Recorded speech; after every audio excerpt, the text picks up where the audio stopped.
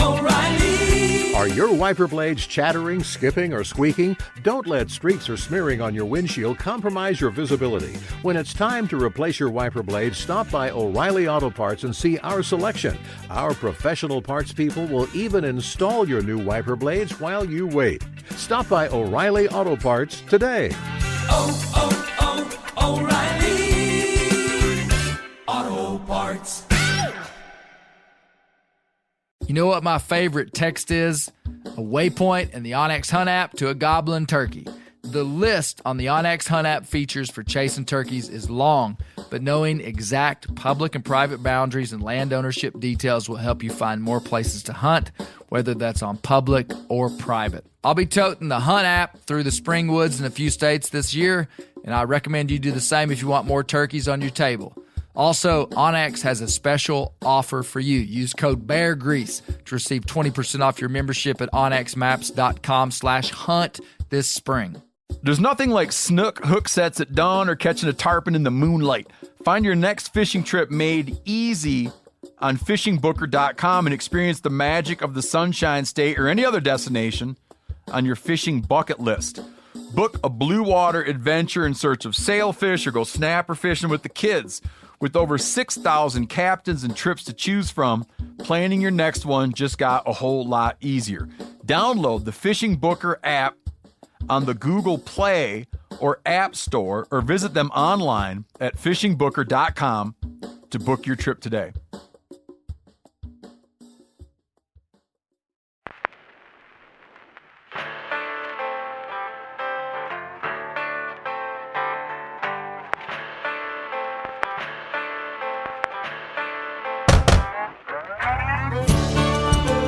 My name is Clay Newcomb, and this is a production of the Bear Grease podcast called the Bear Grease Render, where we render down, dive deeper, and look behind the scenes of the actual Bear Grease podcast. Presented by FHF Gear, American-made, purpose-built hunting and fishing gear that's designed to be as rugged as the places we explore. So I have a philosophy. I have a theory. Okay, so I'm still not convinced that Brent Reeves isn't working double undercover. What's that called? To bust me. Is that called something? So, is there a name for that where you're double undercover? I could tell you, but you know what would happen next. It'd be triple undercover if you lied to him about it. So Brent used to do undercover work for state police. What was it? I'm not at liberty to discuss that with you, sir. Okay, so Brent used to Lieutenant, we'll talk later. All right. So Brent used to do undercover work. When Brent met me years and years ago, he called me, and it was kind of suspicious. And he was like, hey, I really like what you're doing. He did what Russ Arthur did to, the guy he was after, played to his ego. Now, he was like, would you say that was suspicious, or maybe he has a guilty conscience? Well, I think everything Brent does is suspicious. Stay with me. So he calls me, and I'm like, who is this guy? Yada, yada. And finally, I meet up with him. We become friends. To this day, I still think he's probably a double undercover agent. But his plan is finally coming to real fruition because he finally helped me gain, a position in the outdoor space where I have a podcast. And then he helped me become comfortable enough that on a podcast, I told every illegal thing I've ever done. Did you? Then he orchestrates. He's like, "Hey Clay, you ought to invite a game warden out to your house." And then here we have the Game and Fish. So I'm waiting for a raid at any moment. And this thing, it'd be cool that it'd be on a live podcast. Also, bad boys. Well, what you gonna do? Tim has been working for us as well. Tim the dog. Yep. Tim the squirrel dog. Deep cover. Okay. We do have a special guest with us, Lieutenant Fletcher from the Arkansas Game and Fish Commission. Yeah. Welcome, man. Yeah, thanks for having me. Yeah. Super stoked to be here today. We heard that you're going to sing a special. Oh my! Austin Booth. They tell you the look on his face. So when I said they needed to sing a game warden that could sing and play music. They didn't tell you that? No. Can you clog dance too? Because we're looking for some clog dance. we brought you here to We entertain need us. some cloggers. No, I it's think great to have you. So yeah. we're Really gonna talk with Lieutenant Fletcher about some game warden stuff, which is gonna be really cool. Introductions: Brent Reeves Here. is right. Good to see Brent. Beard's looking good. Summertime beard. Yeah, absolutely. These overalls look like they've been washed about 4 or 5 times. They which are. is pretty good for you. You Which got a is new pair. direct correlation to how many times I've worn them. Mm-hmm. For anybody keeping up or keeping score. How many Yep. pairs are you up to now? I actually bought, we had a store open up just down the street yesterday in Atwoods. It's like I don't know if y'all got them everywhere, but like a farm store, like a tractor supply. And they Except had a little more overalls. folksy. And they had overalls on sale in there. Oh. I come out Are you there, a Red House overall guy? Roundhouse. Roundhouse? Yeah. Roundhouse. They What made they in sell at America. Atwoods? Yeah, that's what they sell there. And they're made in America. And you had Liberties on last week, didn't you? Well, we all have to. We all have to. Okay. Make concessions. We work our Okay. way up to the top. Okay. And Roundhouse is the top? The Key. only I overalls always used to made wear in America. Key. Remember Key? Yeah, I do. I had some of those. So I got me So- a pair and my grandson a pair. Nice. Looking good. And you're wearing real shoes today. Yeah. To your left, Josh Spillmaker. fresh Josh. off the boat. Yeah, fresh off the boat. Josh has been in Hawaii. Oh my. Did some Just fly got back. fishing in Hawaii. Caught some Really? smallmouth. Smallmouth bass like we have here? We Yeah. got those here. They were released back in the 20s. Really? That's how And long it it took was- them to get over there. I tell you what, it was I'm crazy. surprised they let them carry that on a plane. Having a little Ziploc bag. Yeah, and then they That's dumped it in. illegal, isn't it, Lieutenant Fletcher? Could be something there. It's wild walking through Hawaii in waist deep water where there's no predators and nothing dangerous. You don't have to worry about snakes And you or can see your bugs or feet. ticks. It That's was amazing. it was a How weird is there thing. not ticks and chiggers over there? I don't know. There are But places in this world that don't have ticks and jiggers. I mean, because I've always seen movies where they're False. like having picnics in the grass, and I'm always like, oh gosh, Hollywood. And I said that Exactly. one time, and someone's like, no, we don't have ticks and Well, jiggers where we're at. Now, up north, the worst hunt I've been on in terms of ticks was in Montana. And Really? who was with you? You were with me. And it was the worst. I mean, I've never seen so many ticks, but they don't have chiggers there. You So I like yeah. what you're saying, though. So no yeah, water you just moccasins, no go walking copperheads. through the jungle. and lots of chickens. There's no snakes there? There's feral chickens everywhere. because there's no predators. And hogs. There's no predator. There's feral chickens in the Walmart parking lot. They're everywhere. It's a Wow. wild thing. It was a wild place to go to. Do the We were in chickens come Kauai. to you? They probably would. And I kept asking people. I said, "Now, do people just snatch these chickens up and eat them?" And Tastes they're like chicken. No. Ugh. I'm like, they're chickens. Yeah, but that chicken's probably been eating cigarette butts. I'm like, okay, but there's just wild chickens everywhere. Hogs eat anything. And hog sign all over the jungle. Really? Yeah. You didn't see any hogs though? Didn't see There's a any lot hogs. of They bow say hunting that goes on in Hawaii. You know, Ranella did a episode of Meat Eater. Yeah, in I Hawaii. saw it. It was this really good. last one. Yeah, They have blacktail and axis deer there too. They got turkeys in Hawaii, too. do they? Didn't Yeah, see any man. turkeys. I think Rio's. Oh, really? I think so. Or Miriam's. It's one of the two. Transplanted. It was pretty cool. Oh, that You is can cool. hunt them. They have a hunt. Fly fishing under 100-foot waterfall was pretty cool. That's pretty cool. Wow. The pictures look beautiful. Yeah, To your left, Gary Newcomb. the one Good to and see you, only. Dad. Good to be here. And then to my dad's left, Misty, Hey, my wife. hi there. Good to have you, Misty. Good to be here. Hey, I got to tell you, I actually when I didn't tell Dad what I was going to do on this podcast, and I called him after I thought maybe he'd listen to it, and I said, "You probably didn't like that one very much, did you?" I thought he might be like, "Why'd you go tell all this stuff?" Yeah. But what'd you say, Dad? I said I loved it. I mean, I do the same thing, but when I do something really stupid, which I have a propensity to do that at Not times. game laws. No, but anything. He- I mean, I just don't go to all my buddies and go something really low IQ I did. I mean, that's between me and me. Some things you just don't Yeah. tell. Yeah. And I've heard you tell stories like looking down the barrel of that gun. I think, okay. there's no sense in telling that. We're kind of talking about two different things. Let's get back to So yourself. Dad thinks I over disclose about stuff that makes me look stupid. Right. Not like The and other so- makes you look honest, and so I like when, that. So when I came out about I liked these it. 2 or 3 things that happened, so I was actually kind of surprised about that. Thanks, Dad. it's your mother coming out.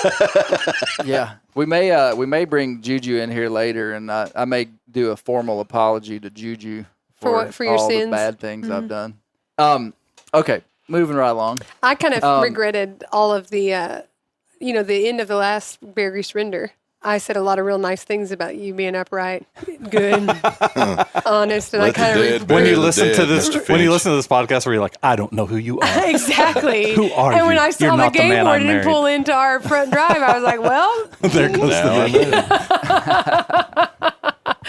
Do you? So, Lieutenant Fletcher, do you? When you pull up in your truck, do you sense people's nervousness around you?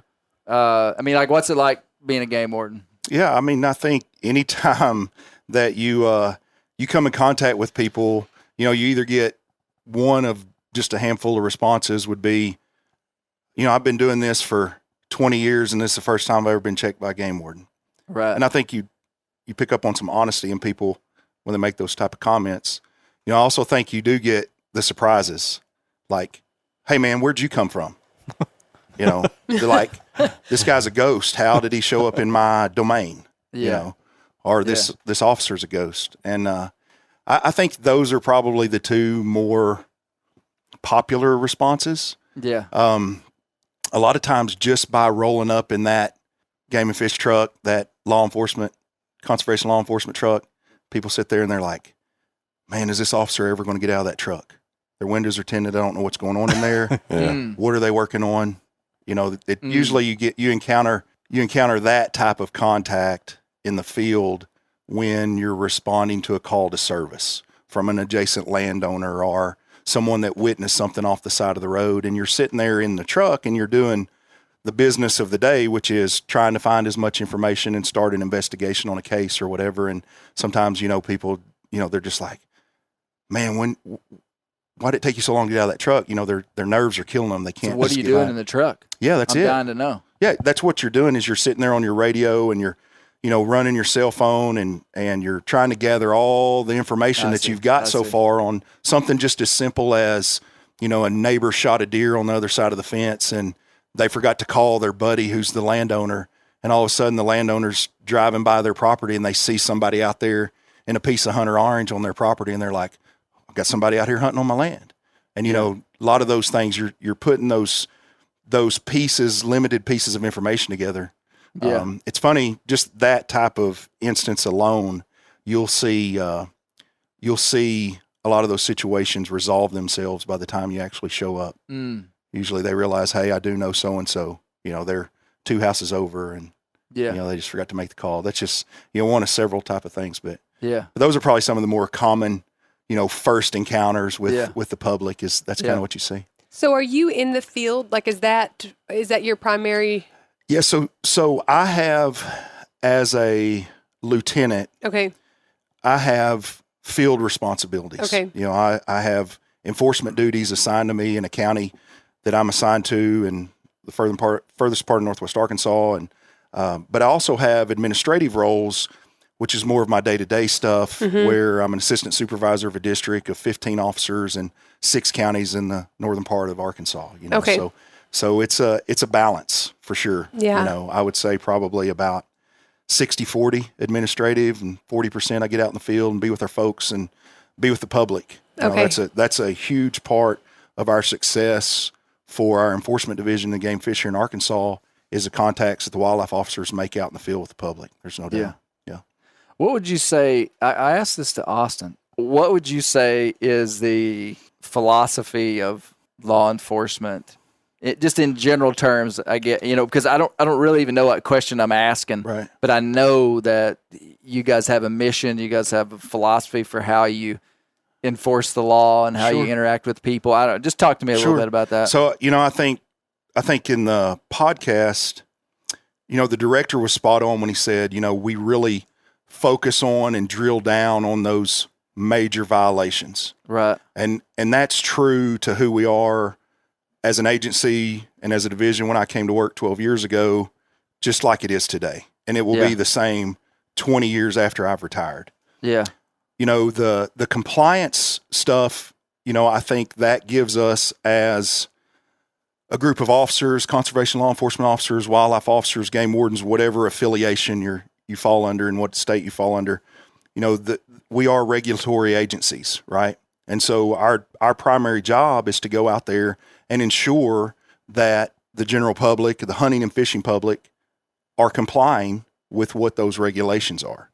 And so, I don't know that the philosophy is as fluid as some of the strategies that we might have as an enforcement division or as an agency in response to progress with technology or population growth, or as you like to call it, maybe this crossover in these urban to rural areas where you've got a lot of the traditional rural type approaches to hunting and sportsman type outdoors activities are now getting squeezed out a little bit with more urban settings. And so we adapt and we adjust with the times, just like everybody does in any kind of segment of law enforcement or any industry that you're affiliated with.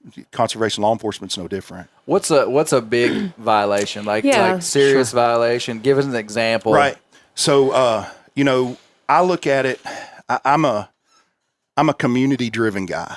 And so, I take ownership of what happens in my community. I want to be present in my community. And so I think if you look at it through my lens, what I consider to be a big violation or a major violation would be something that draws in towards public safety, a threat to public safety. And that gives you the road hunting situations, the night hunting situations, what Ranella called it, jack lighting? Jack Right, which I'm an Arkansas guy. That's a term that's new to me, but spotlighting. I corrected yes, him. sure. What he means is spotlight. Right. So, Yankee. So, anything that as a guy or a gal that's a wildlife officer in their county or in their community, that is a genuine threat to the safety of the people that they share the space with, those things take priority. Yeah. The over-harvesting of wildlife, those kind of things with intent on the violator, right.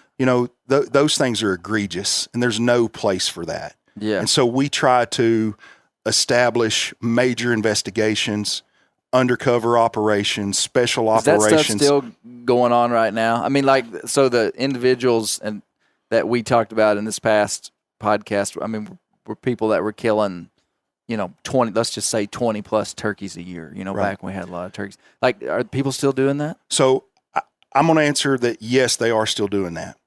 I've had some conversations with some other supervisors across the state this last week in a different setting, and we've all kind of come to the consensus, and I'm not speaking for everyone, but just some of the conversations I've had, is we've all kind of come to this consensus of, maybe there is a little bit of a decline in that, just super egregious type of negligence in over harvesting a game with intent of like hunting out a season or just doing it because you want to cut the horns off of a deer and leave the meat, that kind of thing. It still is occurring, but I don't know the prevalency rate is as high as what it once was. With the exception, one thing that I have seen over the last 10 years, and I think a lot of it has to do with probably location, because throughout my career I've been based along this northwestern border of Arkansas, so we share territory with other states, Missouri and Oklahoma, and we do a lot of work with other state conservation agencies where these more major, more serious violations have occurred across state lines, but it's Arkansans that are doing them. Oh, really? Yes. And so they'll ask us to assist with investigations. Getting a deer tag in Kansas is a big deal. It's a very big deal. And it's a very calculated system, and it's a fair system. But just to investigate some of my own countrymen and women, if you will, here in Arkansas on violations for nothing more than what extent they would go to try to manipulate a system in Kansas so they can kill a Kansas buck deer legally, which is not legal. Those are the kind of things that we're kind of seeing show its head. And I can tell you, what would be how would they do that? I mean, so, I'm not sure. And I'll explain, with leaving names and faces aside. You didn't have to be that big, but sure. They would give me just a simple example of sure. how. So, had an investigation, with a subject that lived in a small rural town in central Arkansas. I get contacted by Kansas Parks and Wildlife about an individual that they had been investigating for the better part of a year and a half, almost 2 full deer seasons now.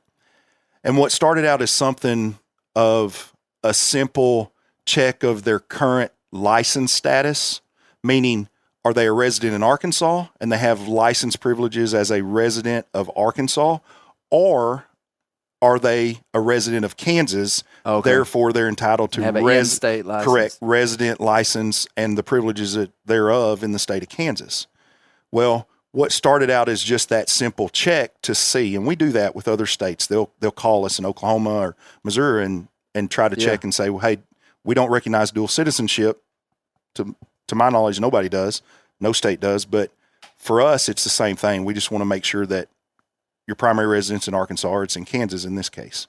So what started out as that evolved into this timeline and building this investigation against an individual that had, for almost greater than a decade, cheated the state of Kansas out of licenses of landowners that had turned their tags, their landowner tags, a privilege given to them as a citizen of the state of Kansas, back into a regional office or a licensing center or a check station. And this individual from No Name, Arkansas, was paying under the table to a certified agent of the state of Kansas, not a law enforcement agent, but just someone who was an employee of the state of Kansas, under the table. Wow. To take those tags that are issued in someone else that turned them in and use them in his own name. And to make it even furthermore, he was passing them out to his buddies. Wow. And so these are the kind of that's pretty wild. of conservation crimes that I'm seeing, that we're seeing across the state of Arkansas and throughout the southern United States, because I would imagine the state of Kansas and the state of Colorado and Missouri and New Mexico, they're seeing their citizens, the people from their states, violate things in Arkansas. And we've got a special investigatives unit of our enforcement division that does the exact same thing when these things happen out of state. Interesting. Yeah. Do you have another example of an egregious wildlife violation? Man, egregious. The one Austin talked about was someone just shot. Well, yeah. That was, Yeah, just I didn't know people still do that. I mean, why? What are you talking about? Where they shot his deer from the highway. Oh, yeah, left them dead. Just So, left them dead. I'll share with you one that's kind of still hot off the press, if you will, but it's all been adjudicated, gone through court, so I feel comfortable sharing it with you. But we had a recent investigation that was held by some of our officers here locally, here in the northern part of the state, and they started investigating this gentleman greater than 3 years ago now for what started out as just what I would call just a simple call to service, where a complainant calls in and says, hey, shots were fired after dark. I got a vehicle description. They didn't get a license plate, but they got us enough information to where the officers could document on paper, do a good incident report, and say, okay, we've got something here, and we'll keep an eye out on it. That's always key for our officers, to let those people know, the individuals know that call in from their communities, hey, we're going to start working this. And if you see or hear anything that's suspicious, give us a call back. This was no different. Mm-hmm. Well, within a matter of weeks to a month, another call in that same general vicinity by another private landowner saw this same type of activity, almost with the same time of day, same location, same vehicle description. And so that was really enough for our officers to start working on a full investigation. And we really had to drill down on this and start giving it some attention through the use of a decoy set, or working non-traditional hours in an area that we would have to conceal vehicles and try to see if there's anything that we could physically see. Nothing materialized that year. Well, the next year, as soon as the phone started ringing, if you will, for those officers in this same location, they're like, okay, we're going to get out in front of this. And so about that same time that this all started to occur, an officer in Northwest Arkansas gets another call from someone who wants to be an anonymous on this particular activity, which correlates with the same chain of events that had happened the year prior and everything. Does that tip you off to anything when somebody wants to be anonymous? I mean, it's somebody that maybe has a personal relationship with this person, or I'll say, I mean, that's no secret. You know, a lot of times it's friends, it's Monday morning quarterback talk, it's around the water cooler showing a picture of a big deer or a turkey that was harvested a couple of days before season. You know, sometimes your closest friends and family members, you know, whether it's an ethical standard or it's just something that they feel like is just wrong, or they're sick of you showing them those pictures or describing that event, and they just had enough of it. And so that's a legal right that is afforded by the Game and Fish, that you can call anonymously and no questions will be asked. Absolutely. Yeah, we've got a database. I did that a couple times on Brent. Yeah. I was about to say, maybe Josh and I will do that every Monday morning on Clay. I've told you all the bad things I've done already. I mean, just it doesn't have to be factual. You know, we can just Just call for the it. record, that was one brim basket, and I was 15 years old. Okay, so anonymous. Yeah, so the anonymous complainant, just a kind of something real quick on that. So if an individual calls in and an officer ends up doing a report, runs an investigation, it's their information is kept in a database, and they're issued like a series of a letter and a number, and that's how it's recorded and documented in the report, and that's how it's presented in court. So you could get back in touch with the person. Absolutely, but it completely stays anonymous. Gotcha. And so we protect their rights to that autonomy. So anyway, so in this instance, subject calls in and says, hey, I know this stuff is going on, and what you need to know is this is who's doing it, and this is what they're trying to accomplish. And when I first got the information from one of our officers, it really took me aback. You know, my dad, he's 79 years old, and we share these stories about my career in law enforcement, my career as a conservation law enforcement officer, and he always says, hey, nothing surprises me with your job.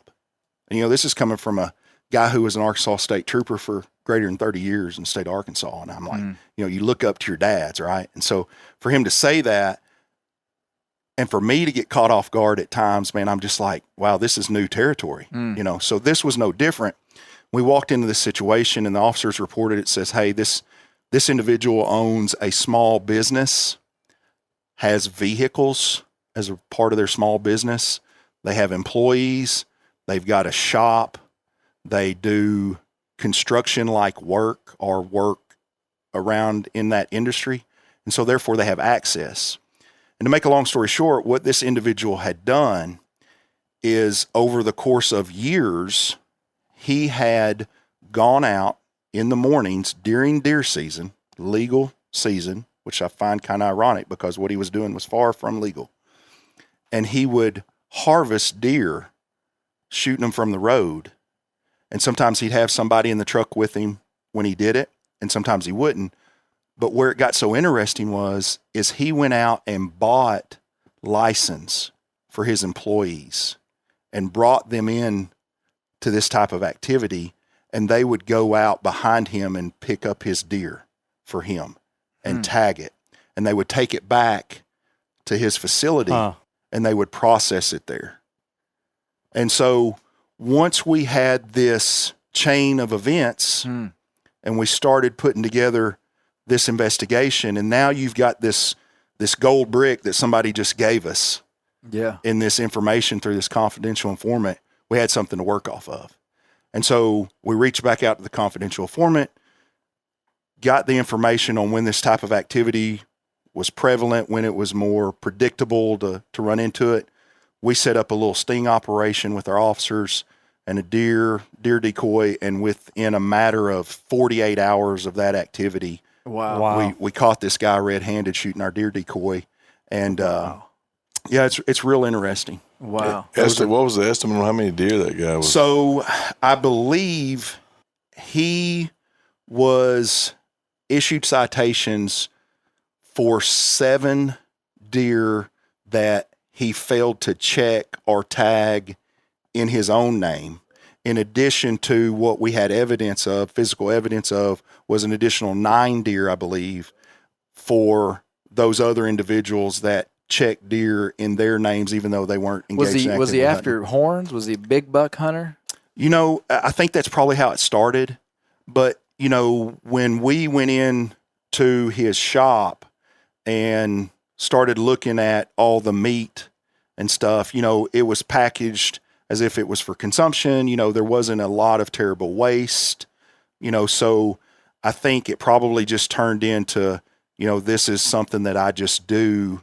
I don't know if it was some kind of release he had to have or whatever this fix was. Kind of like junior high girls with shoplifting. Yeah, sure. Yeah. Exactly. You know, it's like a thing. They just, a bunch of them just like to do it. And I'll speak to this, and I don't mean to kind of control this conversation because that's not what I'm going to try to do, but it brings me to another point about the end of the podcast.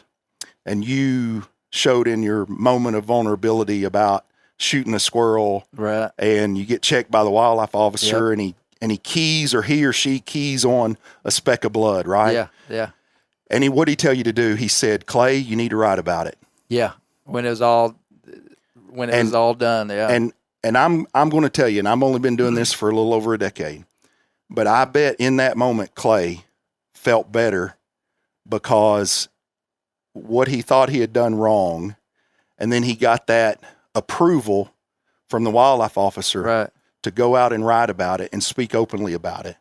When we run into these serious violators, the ones that aren't even on that same level, your violation is way down here on the floor, and the stuff that we're talking about today is the top of this ceiling. When we run into that type of encounter and there's closure there, you get this sense from these individuals that they're almost very thankful and appreciative of you catching them Interesting. because they've done it for so long.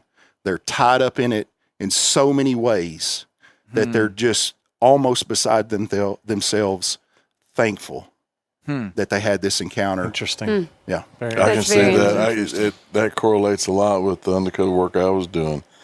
I've seen folks, we try to catch them for years selling dope, and we finally do, and it's like, hey, you know, that was my job to catch him. That was his job to sell it. I won that day, and now they say they don't have to worry about the next knock on the door. I get what you're saying there, because they're all the time. That guy's out there doing that. He's got to look for you and make sure that you ain't coming around the corner or something. So it's probably a burden lifted off of them. The truth shall set you free.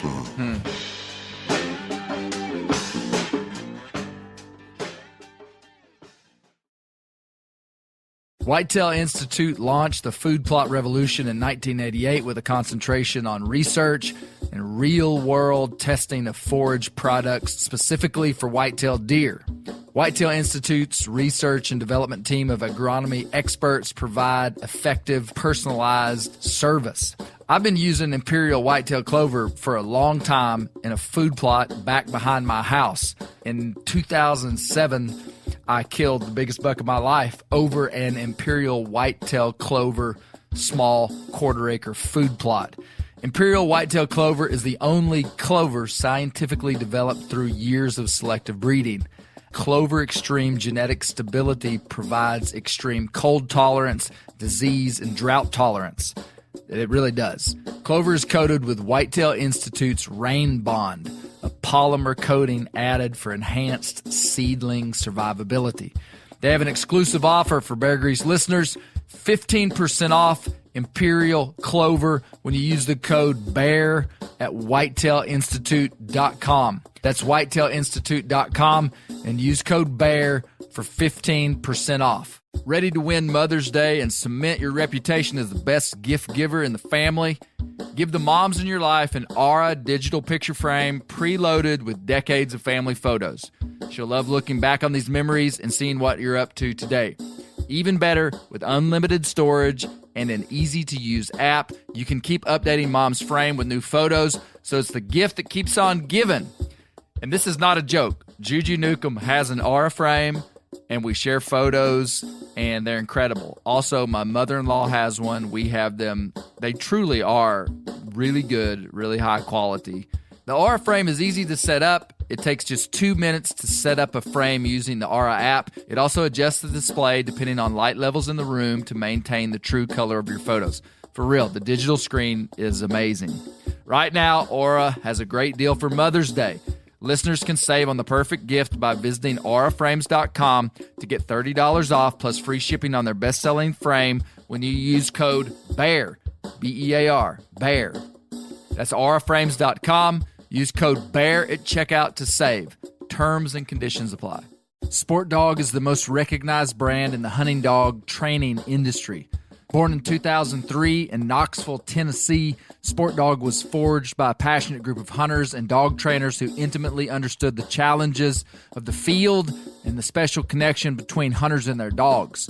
The people at Sport Dog know that having a well-trained hunting dog is more than just having a reliable partner. It's a commitment to their safety and unlocking their full potential. The Sport Dog promise to customers is simple: gear the way you design it. Every product Sport Dog builds is meticulously designed and rigorously tested in the field, ensuring it withstands the toughest conditions you and your dog may encounter. Trust Sport Dog, where innovation meets passion, to elevate your hunting experience and strengthen the bond with your local companion. Using tracking equipment on my squirrel and coon dogs is extremely important to me. To track my squirrel dogs and my one old coon dog that's not very good. Get 20% off your first purchase using the code BEARGREASE. Go to www.sportdog.com/beargrease to learn more. Dad, what questions do you have? Well, Have you ever written a citation to Gary Newcomb? I do not believe know, so. I don't know. Here's what I would like to find say. out He's talking all that trash and keeps bringing my name up. I ain't never got a ticket. I've never seen this guy break the law. You got a ticket though. I ain't never got one. I know. That's why I told everybody. Shut your pie hole. You just never got caught. That is not what we're talking about. We're talking about who got a ticket and who didn't.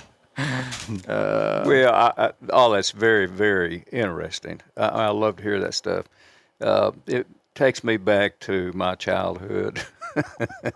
A little bitty guy. And, we're all kind of innately evil. We're taught that.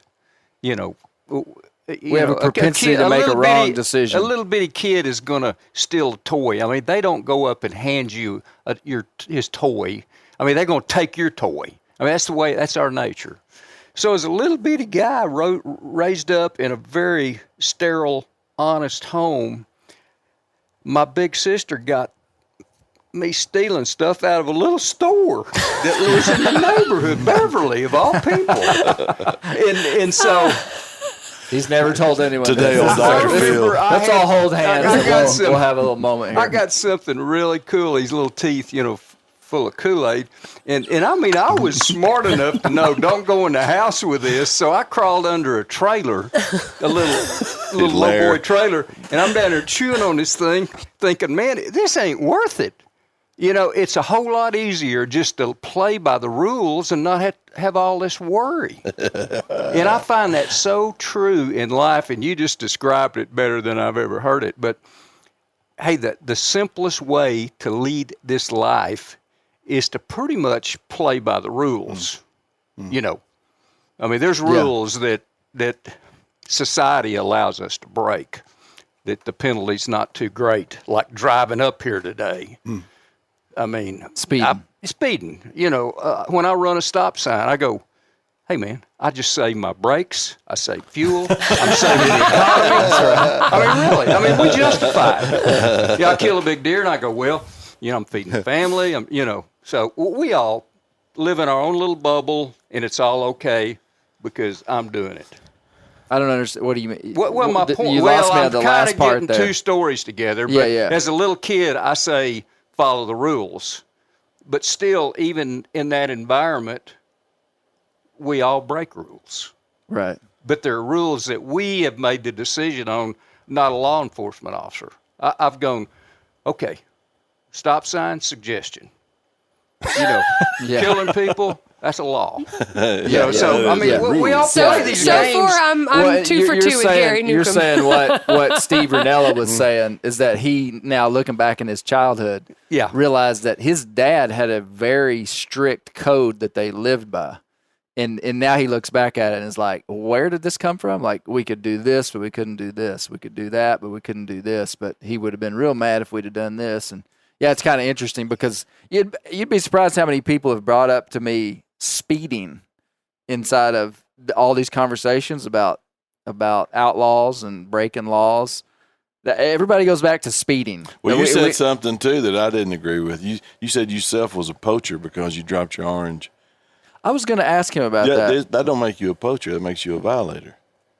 You violated poachers. What Killing an animal. that was such a wild deal. Like, I never in my life have not wore orange. I know so many people that intentionally don't wear orange or take it off when they're in the tree, which here in Arkansas, that's illegal. Right. Other states you can't. I think in Mississippi, once you're in the tree stand, you can don't quote me on that. Look that up. But there's places where orange laws are different. Have to wear it.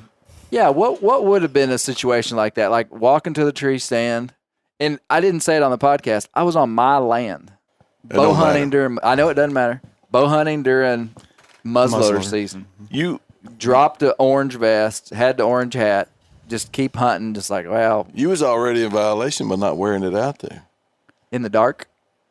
Do you have a weapon? Are you in game cover? Am I right, Lieutenant? No, that's You by the violator. letter of the law. Right. Yeah. You know, your intent was to go hunting that day. Well, listen. Under periods of darkness or not, Really, the you gotta- the letter of the law Sure. would say that you need to do that. Now, did Clay violate a law by the letter when he shot this world-class buck? That's how I envisioned it in this. I'm not going to tell you which one it was. I'm so- afraid he'll Because take it'll it be with him. confiscated. No, it's good. It was that one. But, you know, I see that as, you know, your intent, right, was to wear your hunter orange that day, or otherwise you wouldn't have had it with you, right? Right. But had a wildlife officer made contact with you out in the field after you had taken that deer and you had not had your hunter orange on, how would you have talked yourself through that situation with that encounter? And I think that's a lot of times when, you know, the director mentioned last week, and not to get us too far off into the weeds here, but he mentioned last week about, you know, a lot of people just think, hey, our officers are out there to do nothing more than just write tickets. Right. I think that our officers are out there to have a duty to our communities, but to also educate the public on things that they probably should know, but they haven't taken the time to truly understand. You take the totality of the circumstances. You know, for me, when I'm out in the field and I come across a compliance violation, like someone not wearing hunter orange when I check them in a tree stand or walking out from a field, for me, it's a 3-prong litmus test. You know, what's their age? What was their intent when they left the house that day? And by their violation, how have they impacted the resource? Right. So by Clay leaving his vest or it inadvertently falling down on the ground, how are you impacting the resource that day? What was your intent? Did you mean for it to be left on the ground? Right. And so as a wildlife officer, that's our officer discretion is probably the biggest duty that we have out in the field on a day-to-day basis. So just so I'm following you. Sure. Like, me not having hunter's orange didn't give me an advantage that day. Like, is that what you're saying? About, like, Correct. how it affected Correct. the reason? Absolutely. So, and I absolutely, yeah. So that's what you would have said. Like, it wasn't like I accidentally spilled a pile of corn on the ground on public land or something. And, you know, Again. so I Accidentally understand soaked that. yourself And in then deer I like what you estrus. said about Again. intent. Sure. Because, I mean, yeah, my intent entirely was to wear orange that day. I'd do it Sure. every time I hunt. Sure. So that would have factored in. Yeah. You take in the totality of all of it, and then the officer has that discretion of like, hey, man, you know, the code book says you got to have your orange on, but you're telling me that you dropped it on the ground, and I can visibly see that it's 100 yards or 100 steps from your stand, and this deer's in the opposite direction. So it was probably during a period of darkness. You climbed the stand, you got up there in the heat of the moment, the sun was rising. Sure, The right thing might have been for you to come back out of your stand during that peak activity time and put the orange on, but you made that decision, right? And so our officers, I think any wildlife officer, any conservation officer, any game warden across the United States, I think that's how they operate on a daily basis. Is they say, "Hey, guy made a mistake, but it wasn't intentional." Yeah. And he didn't really have a direct impact on the resource that day by not wearing his hunter orange. Yeah. Yeah, no, that makes sense. I say you do the crime, you pay the time, Newcomb. Turn yourself in, Jack. Do you remember that, Dad? Yeah, I remember you. I told you about it. Yeah. You were mad at me. Yeah. Well, let's always is. hash this out. Let's have this conversation on the Bear Creek But River. hey, your comment about you say the right thing to do would have been to come down 25 feet and go back. I understand that. That's your job. That was your job. Yep. But our job is to kill deer. Sure. But the point I'm making is it would have been a lot more dangerous to come down that tree again, walk back where you could be shot at peak time. You know, Well, and you made that point. I mean, that, and I didn't think that. I mean, that wasn't the thought Right, process in my sure. mind. But like, if you were standing in a, I mean, I was just trying to say the law is designed to protect us. Yes. We're using hunter's orange to protect us. Absolutely. You know, I was what I like to do in those scenarios is just paint all the different scenarios that make something a little more nuanced, maybe than it was, or maybe than you might think of it. But yeah. Hey, I've got a question, and I know intuitively that it's wrong, but I want to go back. I mean, not the question, but the story you told about the guy who was using his workers and getting licenses in their name. He's paying for hunting licenses, and I think there's probably, just from a legal labor perspective, there's some major issues as a boss, and we should fire him just for that. But as a non-hunter, like someone who I don't hunt a lot, and I didn't grow up in a hunting family, explain to me, I know it is wrong, but explain to me why it's wrong. If you buy the licenses, and so there's enough licenses, and you can skip this. Do you remember when Tecumseh am I embarrassing you right left now? his wife because she didn't know how to pluck a turkey?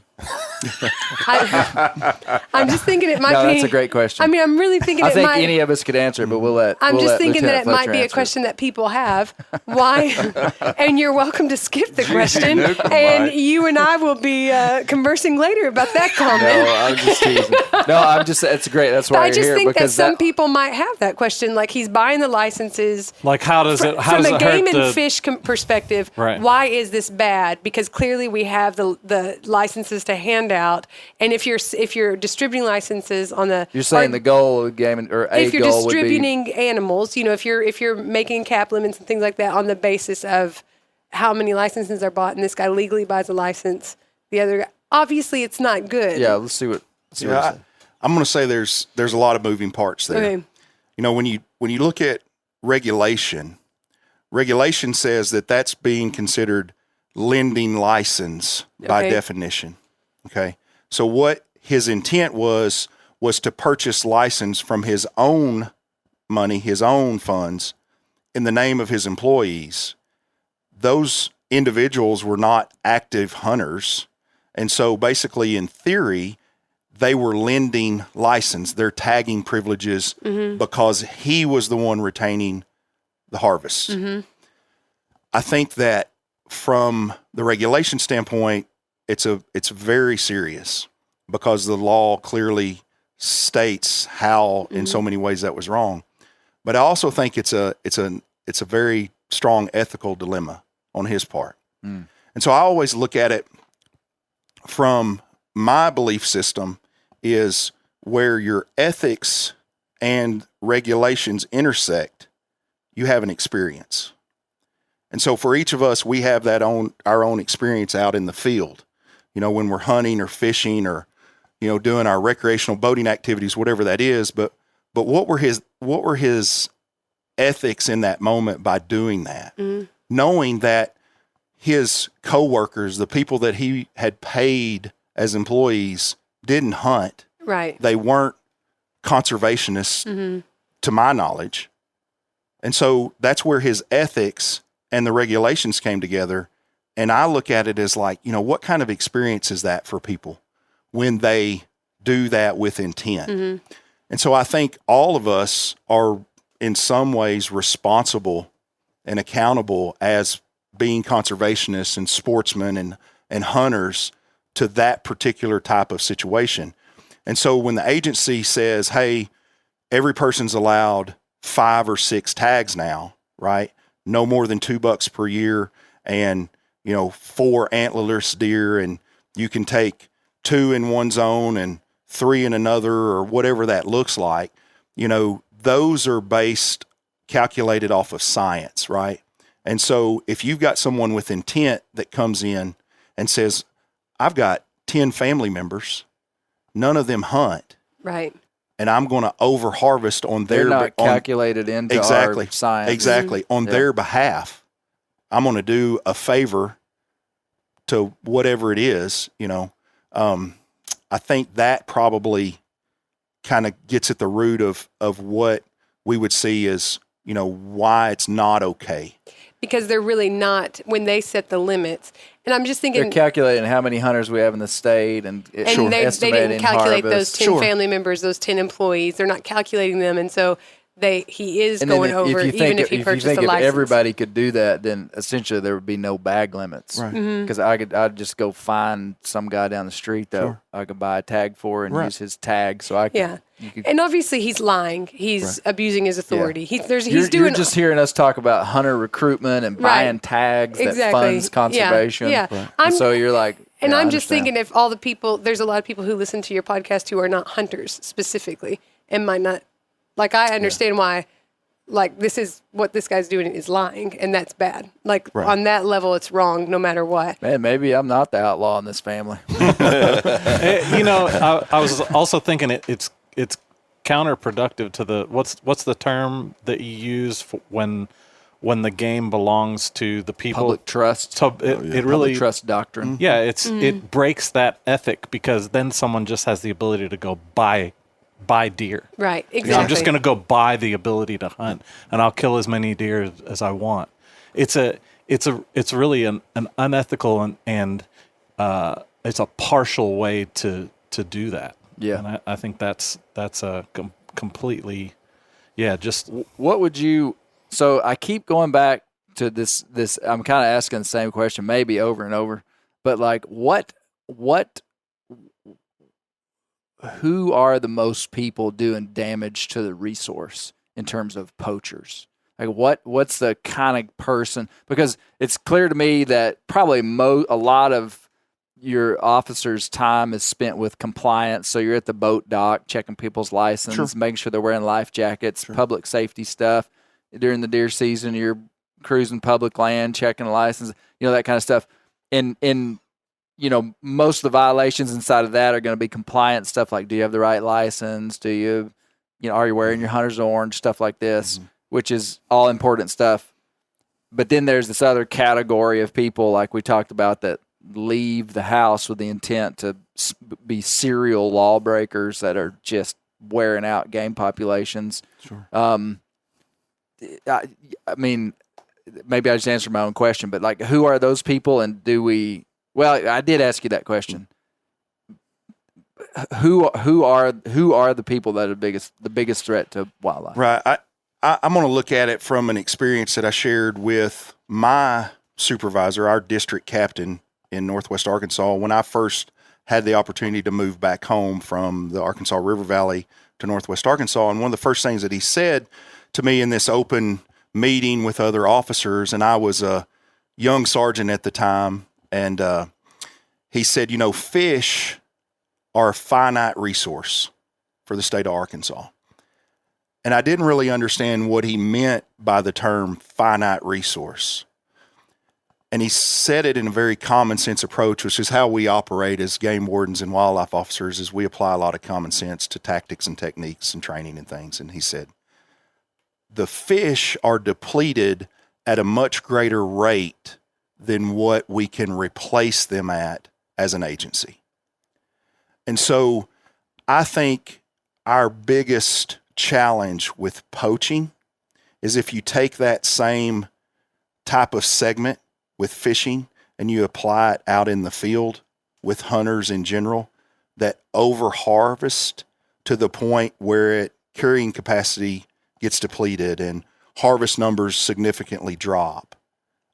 Those are a segment of poaching that we really have to be sensitive to and we have to pay attention to as wildlife officers, as conservation law enforcement officers.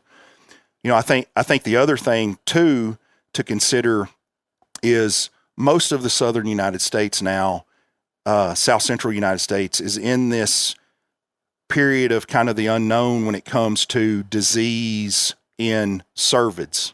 Right. With the introduction of CWD. Mm-hmm. Yeah. And the prevalency that we have throughout the northern part of Arkansas and now all the way over to the Boot Heel of Missouri and into Oklahoma. And you're starting to see research and studies being done in surrounding states. And so when you have individuals that are uneducated or refuse to pay attention to the strategies and the science and the techniques that we're trying to do to manage a disease like chronic wasting disease and these type of things that are prevalent through this northern band of the Ozarks and starting to spread their way south, is that by definition a new demographic of poaching?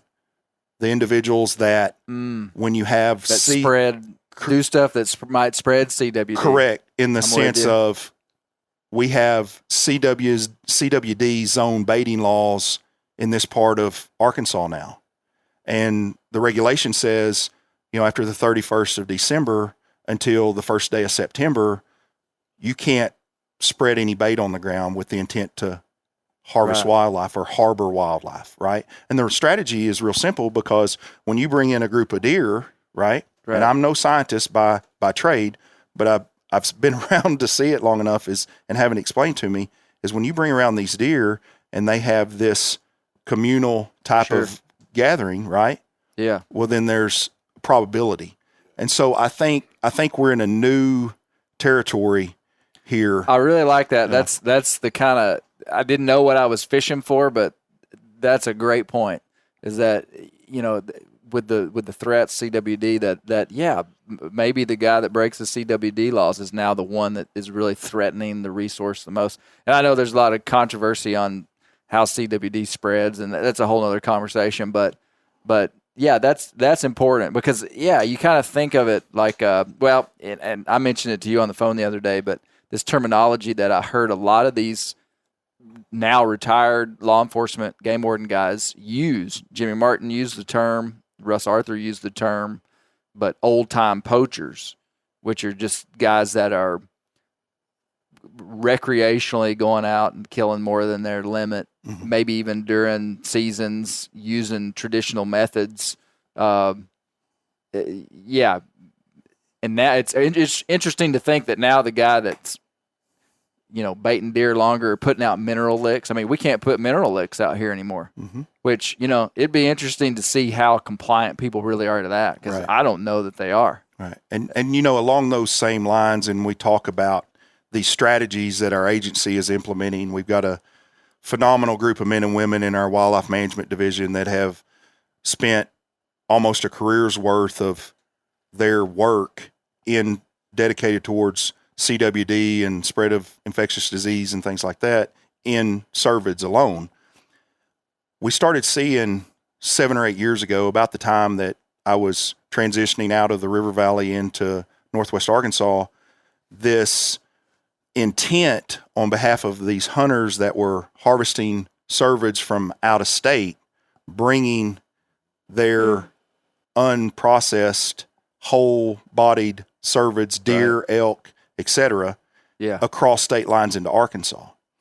And so, that opened up a whole nother avenue of regulation that we were prepared for as an agency. We knew it was coming, but we just didn't expect it to happen at the rate that it probably did. Yeah. I'll never forget 7 or 8 years ago, I was working in Fort Smith, Arkansas, and it was one of my days I was working in Crawford County, which is just north of there. And I get a call from our radio room dispatch, which is based in Central Arkansas. They say, Officer Fletcher, we've got an individual. They're on I-40 eastbound in Oklahoma.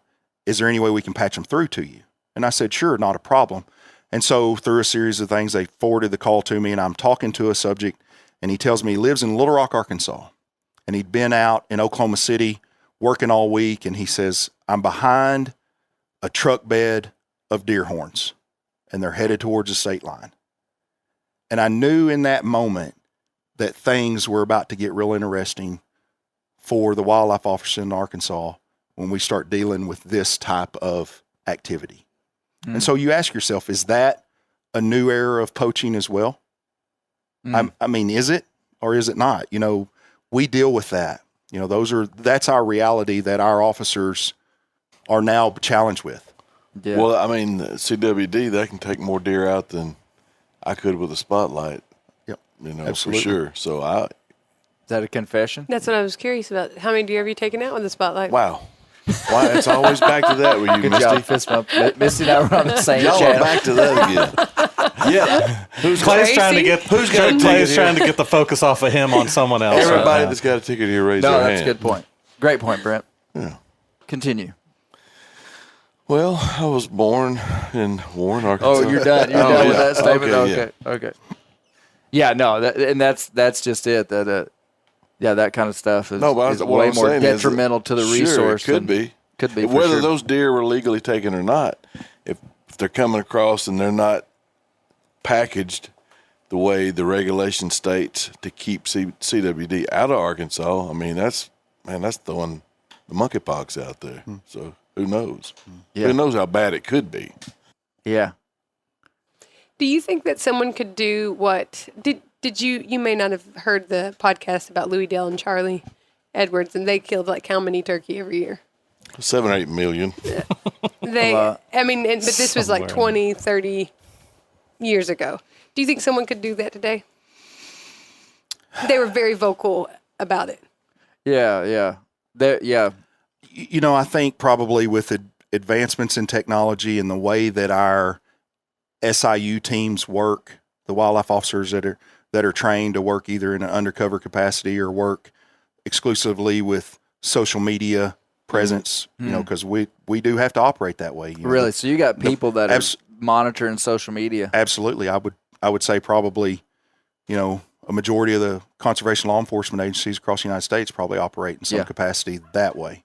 But, you know, I would say that it would probably be real difficult to expose that type of activity if those individuals had a small network of friends that weren't tied into some kind of social media presence. It'd be hard to hide it. Absolutely. Wouldn't it? Yeah. They wouldn't need to be glorified by what they had done. You know, I mean, hearsay used to be the way that we started investigations and we built these phenomenal cases. But today it's almost like the burden of proof or whatever probable cause has kind of been elevated to the point of we need some kind of physical evidence or something that puts someone in a certain capacity. So years ago, to see that a it could hot happen. tip would have been like, "Hey, he killed Man, let's an hit the extra ground turkey. and run with it." And that would have been big. And now absolutely. it's like, Absolutely. well, I need more than just hearsay. Yeah. I see. It's and we make a lot of great cases. Don't get me wrong, as an agency and as a division, just based off of word of mouth and our Watts hotline. We have a hotline here in the state of Arkansas that people can call in, and if they give us information that turns into a successful prosecution, we split the fine money with them. Just like Director, really? Yes, sir. Just like Director Booth mentioned last week. You know, none of our fine money stays within our agency. Thanks to Amendment 75 in 1997 when it was passed, and this 1/8 of 1% of the general sales tax use in the state of Arkansas goes to conservation. 45% of that number goes to the Arkansas Game Fish Commission. And so we have these type of programs in place to where we can allocate some of those fine monies to keep that word of mouth, to keep that hearsay live in how we do our business. Absolutely. And it leads to some phenomenal cases and work done by our men and women every day. This is kind of off topic, but just being in law enforcement like you have for as long as you have, what's the wildest situation you've ever found yourself in? Like just like dangerous, if you that you could share with us? So I'll just tell you by affiliation, the first 6 or 7 years of my career, I was stationed at Fort Chaffee. Was a big part. I consider myself being stationed there because 4.5 days of my work week I could spend out there and do the work of the game and fish and have a lot of opportunities for contacts with individuals. Big part of that area is of the 40,000 plus surface cleared area acres of Fort Chaffee is an area known as the impact area.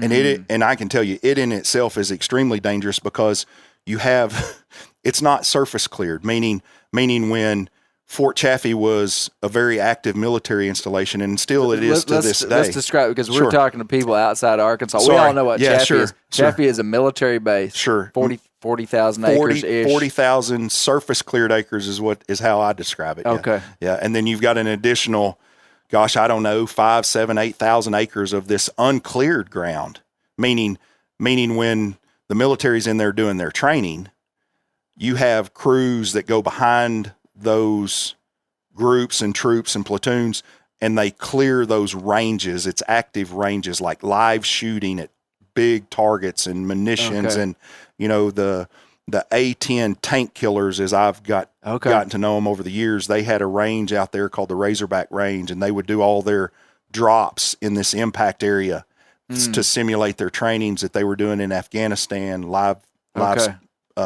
military and wartime stuff. And so this place is a public hunting area. Absolutely. You can't just walk in there. You got to take a class, and there's ways you got to hunt. But it's well known around here. Yes, sir. So tell us about Fort Chaffee. So I'll just tell you that in itself, anytime I had to go into the impact area alone, you were kind of playing with fire because you didn't know what to expect. So you could step on a live shell? Is that Some of the ordnance doesn't explode. Ordnance, that's correct. Some of them have not exploded, and sometimes they'll randomly explode after being in the ground for 10 years. Yeah. Okay. So the thing about it is the impact area of Fort Chaffee garnered attention starting about 25, 30 years ago from a certain segment of the outlaw poacher.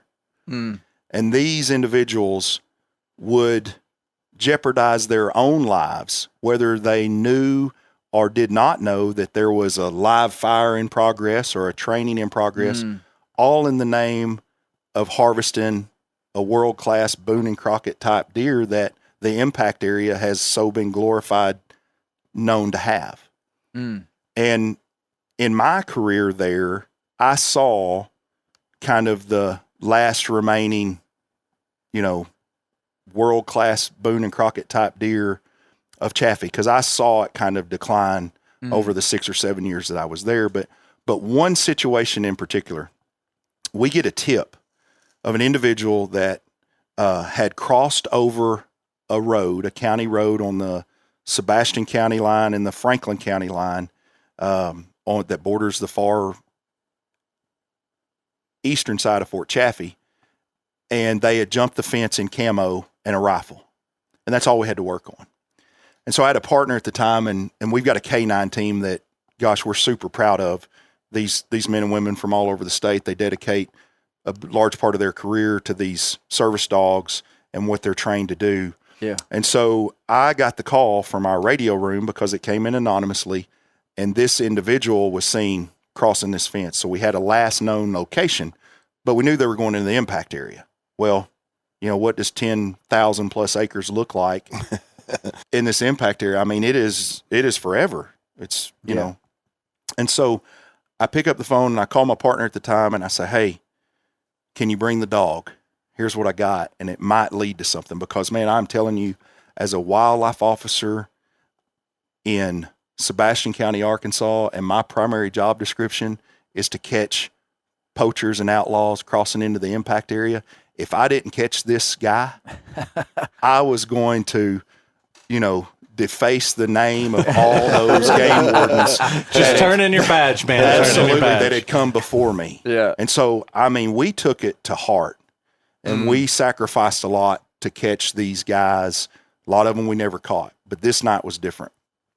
So my partner arrives there, and I meet him at the place where this individual who was on their way home from work had reported this guy in camo cross the fence. And I knew through my limited training of working with the canine handler that, I didn't need to contaminate this scene. Okay, I'm going to do what I'm famous for. I'm an old coon hunter. So is Brent. There is a law that is unbreakable in coon hunting, and that is when you see a coon cross the road in front of your truck, if you just stop and turn your dogs out, you almost never tree that coon. Never. And so what you do, and I want to see if this is what y'all did. Okay, sure. You wait 20, 30 minutes, less than that, because no coon hunter has the patience to wait that long. But then you go, but you let the track, something happens and the scent settles and you go. Anyway, I just thought of that when they said they saw a guy across the road, they're bringing a dog. I'm thinking, if you turn it out quick, you're not going to catch him. Well, he also didn't want to contaminate it with human scent. I know. I'm sorry. Go ahead. So 30 minutes had passed, let's say, Okay, right? good. So Exactly. He knows. He's all right. You're right. So No my wonder you made Lieutenant. partner gets there at the time, and he dumps the dog out, and the dog, starts doing their crazy back and forth, kind of reining in that scent. And then all of a sudden, man, the two of them go, and they're over this fence, and they're tracking this guy. Are y'all worried about being in the impact zone? I'm always worried about it. Do you have this day. tell the Chaffee folks? Yeah, so we would like, call. Don't shooting tanks down in there. We would always, even in areas that were closed to general public that may not be live fire or active or anything like that, we had protocol. We would call range control. Okay. And they always had that facility staffed, and we would let them know, hey, we're downrange of range 88 or whatever the range number was. Are we good to work through this area? Give them the heads up. But you got to remember, this is the impact area, and we got to catch these guys. Yeah. And so, we're going, as they say, our high water, right? And so we're going. And so I look up, and my partner and this dog, they're fading in the distance fast.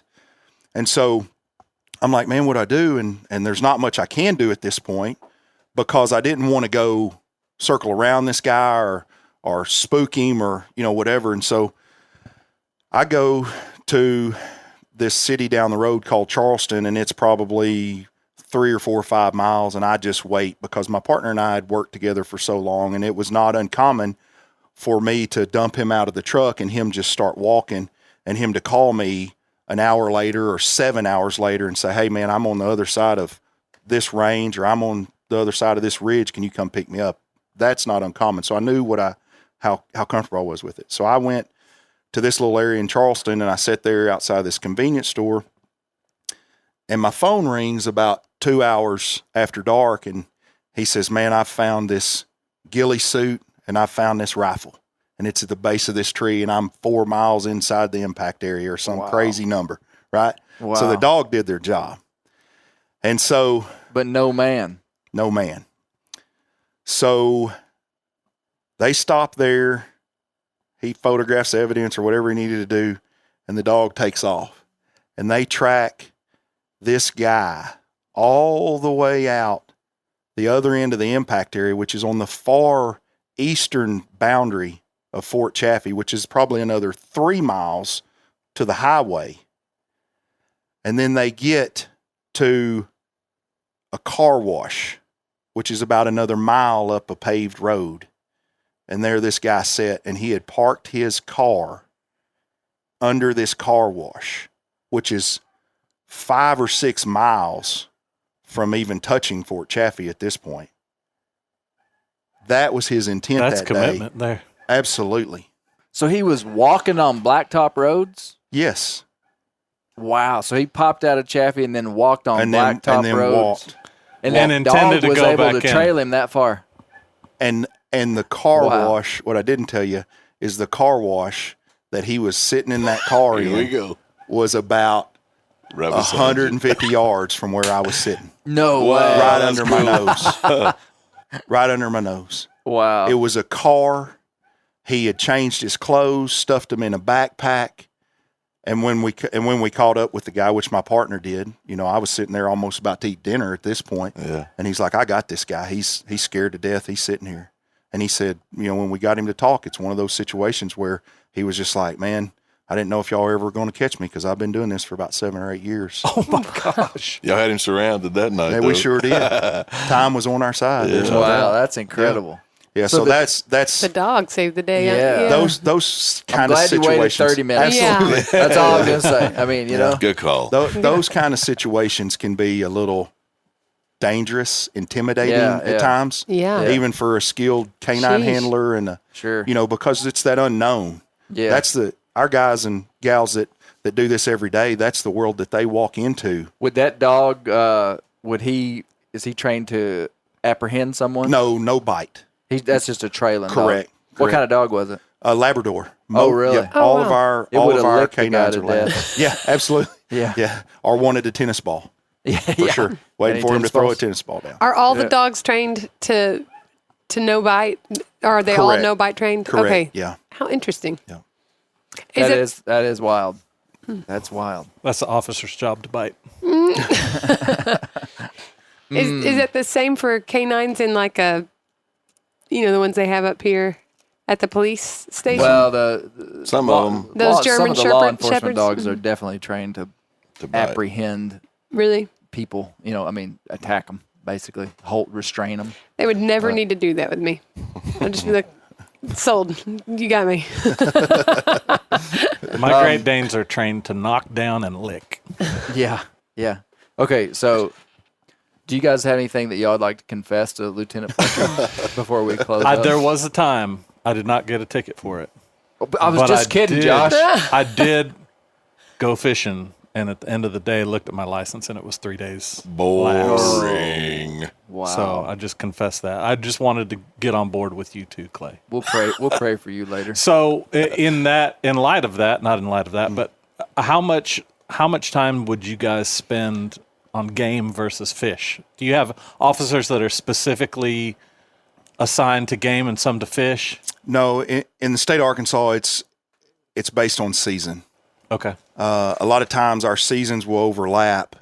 Like in the heat of the summer, for example, our primary responsibility right now is water safety and water patrol and compliance on our waterways, trying to keep people from running into each other or having serious accidents on the waterway. Transition into the fall, it's dove season. Bow season opens up, and then we roll right into, it seems like every single weekend through the 1st of December, there's something else coming at us, duck season, deer, whatever. Yeah, something new. And so we vary our workload based on the seasonal stuff. Okay. When you talk specifically about fishing, just like I mentioned earlier, fish are a finite resource. And so we try to explain that to our officers out in the field is we really, in the spring when the crappie are spawning and the bass are starting to become active and the walleye are running up the rivers is we really have to protect that resource in that moment. And sometimes it overlaps into turkey season like it does here in the northern band of the Ozarks and the White River chain of lakes and those things. So we just kind of go where the activity is and we know when we need to be out there. Catch and release. Hashtag keep them wet. Yeah. Keep them wet.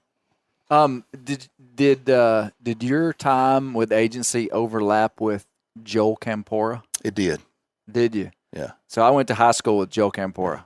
He was 1 year younger than me. Yeah. Just talking about water safety made me think about Joel. I wrote a story about Joel right after that happened. Joel Campora was he was killed in, well, it was 2013. Yeah. I think June. It was in May.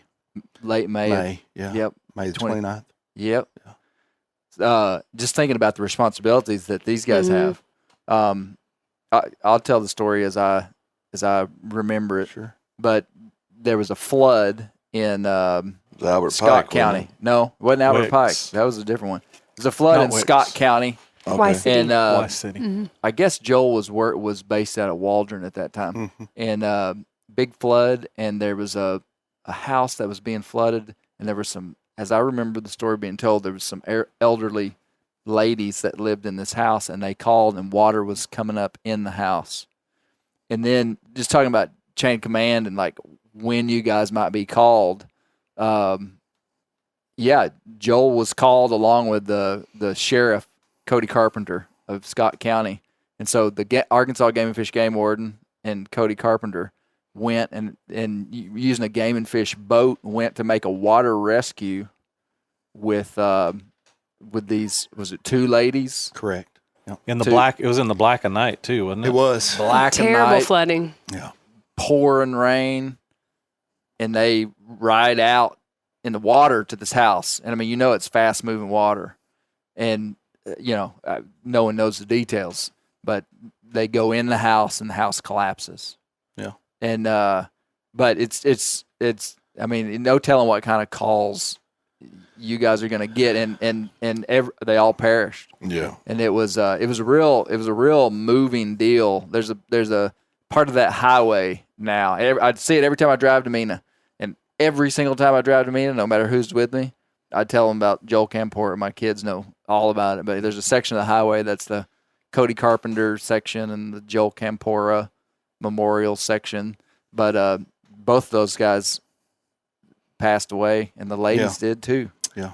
But 2 longest days of my life. I was there. You Yeah. were there. Man. I'll be darned. Still rough to talk about today, but Yeah. and I tell you, we have got a lot of great men and women Yeah. that surround us every day in law enforcement and as wildlife officers. And, we always say when conditions are at their worst, we're at our best. It's one of our mottos. And they were certainly at their worst for those 2 or 3 days around that. And you definitely saw the best in people. Yeah. Through all How that many, adversity. There were, like a couple hundred people there Sure. from other law enforcement Absolutely. agencies, other states, because they couldn't find them. Yeah. Yeah. Fast moving water. I if I remember correctly, and, I probably need to pay closer attention to it because I was so involved in it, but Yeah. almost 10 years removed from it now, next year, there were so many moving parts, but that is one thing when you talk about pride in your coworkers and what we know and how we know to operate is we all as wildlife officers plugged in that moment because we knew what our capabilities were and we knew how we assisted agencies when it came to critical incidents and, overcoming these dire times and dire periods of adversity. And so we all just jumped in that first day, and it was kind of a chicken with your head cut off movement, but we didn't really have a calculated response. And by the time we got our people in there by the end of that first day, and we had this calculated effort on how we were going to proceed, it was the very next morning we found Cody Carpenter, and then the following morning we recovered Joel's body. And man, I tell you, it's almost just like, you look at it for the last 10 years of reflection and you think about all the training and the trials and tribulations that we go through and the commitment and the sacrifices that we make for this career, this line of work. It's almost like we were molded for that particular experience to have occurred. We could endure it and see it through the other side. Extremely sad situation any way you look at it. People lost their lives. Friends lost their lives. But I do this job today because of those men and women that carried that torch with us through that whole deal. I mean, it is at the root of who I am. They live forever, basically, in your agency, I would think. Absolutely. Absolutely. Yeah. 100%. I think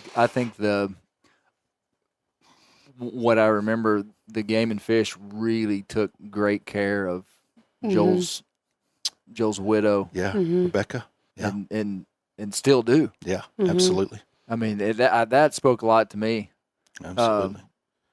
And I think, you see that, and you can speak to this in the law enforcement community, regardless of what segment you're in. You go to work for these agencies, you go to work for these departments, and they talk about this brotherhood and we're all a family. And I can assure you with certainty that the Arkansas Game Fish Commission, wildlife officers, and their families are a family. I mean, we couldn't do it without it. We have flexible work schedules. We don't have shifts. And when the phone rings at 3:30 in the morning, like it did that morning that Brian Bailey called me on the phone saying I need help, you answer the call. You don't have backup. Yep. And so it takes that person on the other side of the bed of you. You have to have their support, for sure. Yeah. Yeah. It takes a Absolutely. family. And our agency recognizes that. There's no doubt.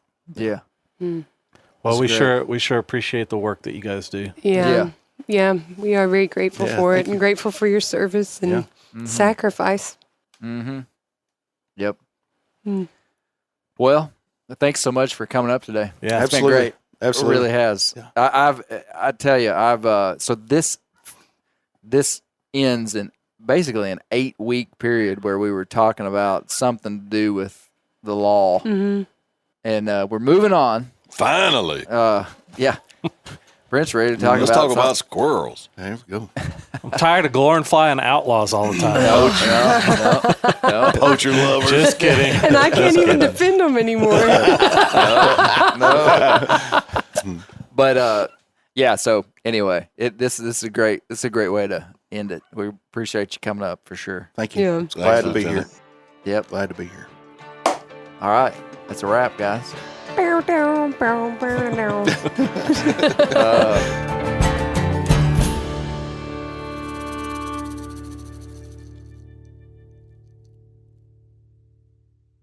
This show is sponsored in part by BetterHelp. Around New Year's, we get obsessed with how to change ourselves instead of just expanding on what we've already done right. Maybe you finally organized one part of your space and you want to tackle another. Or maybe you're taking your supplements every morning and now you actually want to eat breakfast. In the last year, I've been more diligent about going to the gym on a regimented schedule, and it's made a lot of difference in my life. Therapy helps you find your strengths so that you can ditch the extreme resolutions and make changes that really stick. Therapy is helpful for learning positive coping skills and how to set boundaries. It empowers you to be the best version of yourself. It isn't just for those who've experienced major trauma. If you're thinking about starting therapy, give BetterHelp a try.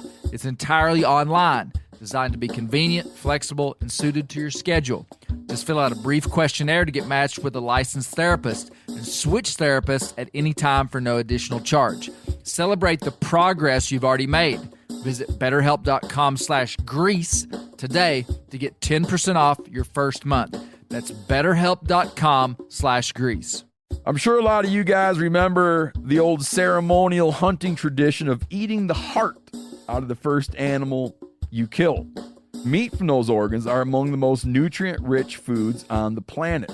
You can get those same benefits your ancestors craved via convenient daily capsules from Heart and Soil. Find out more at heartandsoil.co. And remember, use code MeatEater for 10% off your purchase.